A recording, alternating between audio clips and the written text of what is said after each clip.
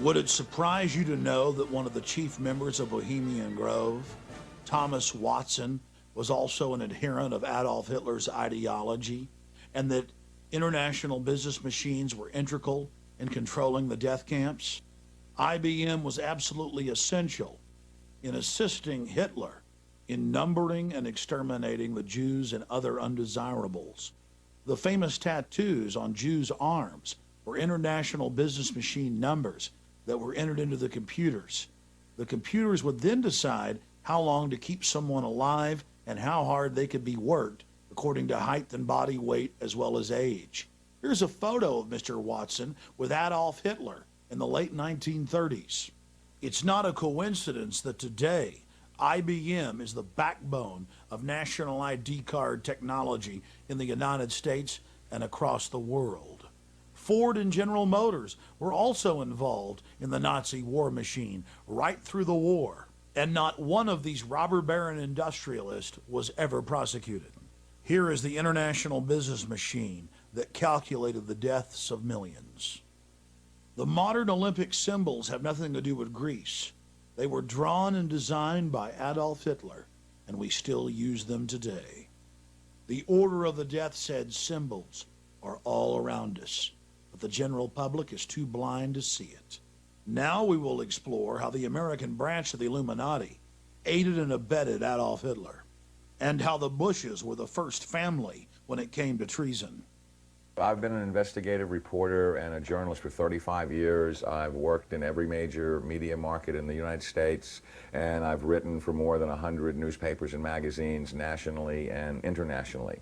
So last September 17th, I became the first journalist in U.S. history to go to the U.S. National Archives and the Library of Congress and pore over the thousands of pages of documents in both places to prove beyond a shadow of a doubt or any refutation of the facts that Prescott Bush, the grandfather of George W. Bush, and George Herbert Walker, his maternal great-grandfather for whom his daddy is named, were Nazi traitors to the country who should have been tried for treason. 2 weeks ago, in early August, a major world newspaper, The Guardian of London, finally got on the story internationally, and they flew a renowned reporter of theirs named Duncan Campbell over to Washington to take me back to the archives and Library of Congress so that they could verify that these explosive documents were real and I didn't have forged copies.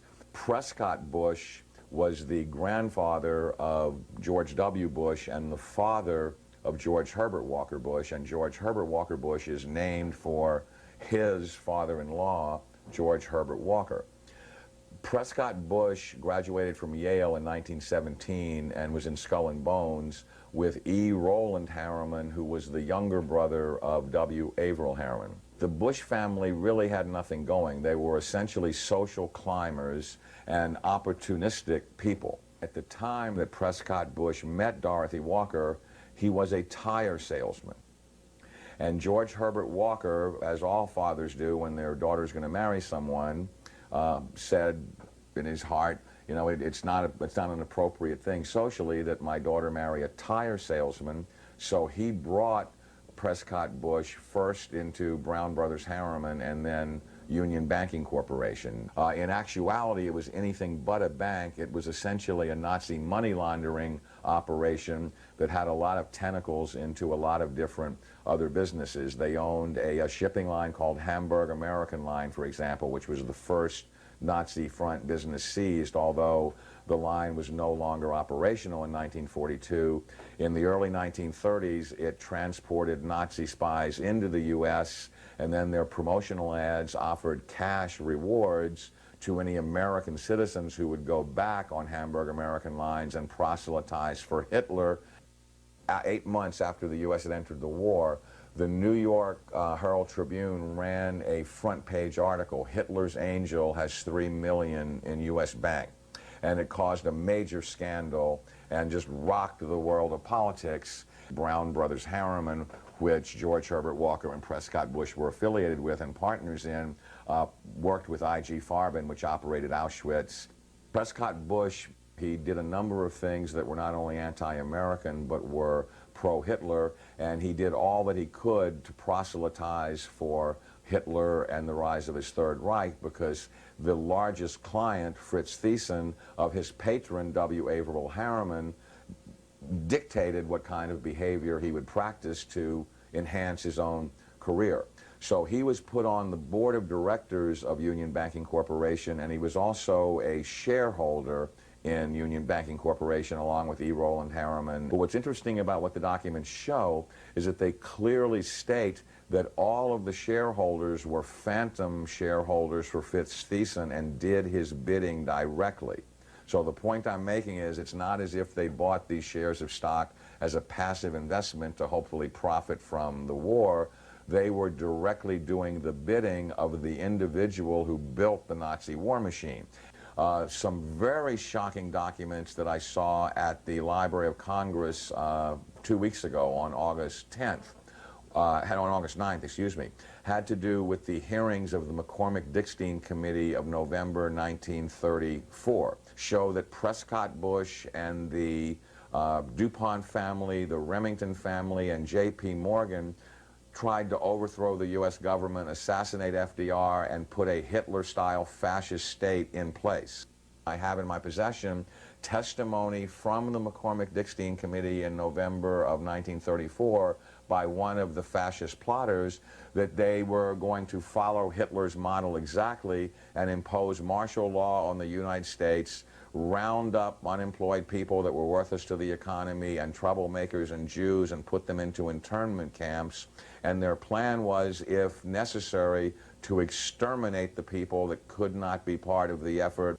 The only reason the coup attempt in 1934 didn't succeed is that they hired the wrong general to lead it, General Smedley Butler, the great Marine hero, two-time Congressional Medal of Honor winner, who worked with the plotters just long enough to be able to identify who they were and then blew the whistle on them to Congress. Incredibly, after being warned by the FBI and the Justice Department and the Treasury Department to cease and desist in their Nazi dealings, they had continued them until 1951.